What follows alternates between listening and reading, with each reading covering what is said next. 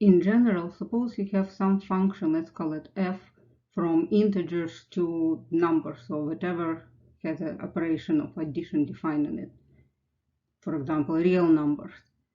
Then you can define the sum of values of that function from some value m up to some value n, where m and n are integers. We need integers because we want the operation increment by 1 to be kind of the going over all our numbers.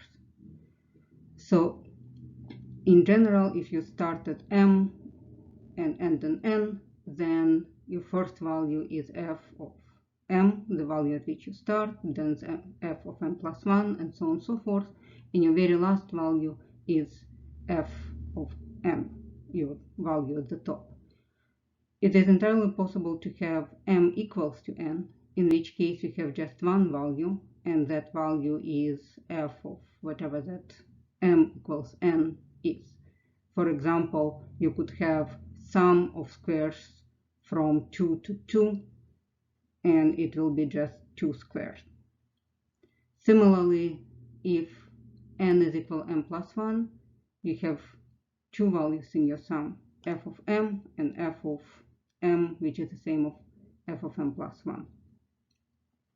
A very useful property of the sums that we are going to use a lot in our proofs is that sum of numbers from m to n, if m is strictly smaller than n, can be written as the sum of numbers from m to n minus 1 plus the value at m. So in order to sum 10 numbers, you sum the first 9 and then you add the 10s to them.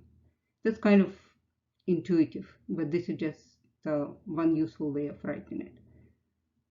So for example, say your function is x squared and you are taking a sum of squares from 2 to 4, so it will be 2 squared plus 3 squared plus 4 squared, 29.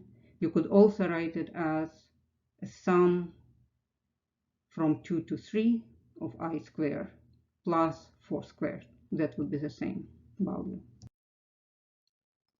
So similar to sums, we could use that kind of shorthand notation for products. Instead of big Greek letter sigma, we use big Greek letter pi. And everything else is kind of the same, except you replace a plus sign with a product. And we still have this property, except now for product, that product of numbers m plus product of numbers that are values of the function at m plus 1 and so on up to n is equal to product of those values from m to n minus 1 times the value of the function at n, at the top one. And there is one special product for which we have additional different notation, which is factorial, and we write it as little n followed by exclamation mark, and this is just a product of numbers from 1 to n. We are going to use factorials a lot when we get to combinatorics. Okay, so now that we introduced the notation to write sums and product concisely, let's look at the puzzle talking about sums of numbers. And the story behind this puzzle, don't know how true the story is, was that when famous mathematician Gauss was a kid in school, he was bored in his math class, and his teacher told him to kind of keep him occupied, go and sum up all numbers from 1 to 100. And within a few minutes, Gauss had the answer, and so the teacher had to find some other way to keep him from being bored. So here is a question. You have numbers from 1 to 100, 1 plus 2 plus 3 plus 4, and so on all the way to 100. How would you calculate it quickly without having to do 1 plus 2, okay, that's 3, let's add 3, that's 6, let's add 4, that's 10.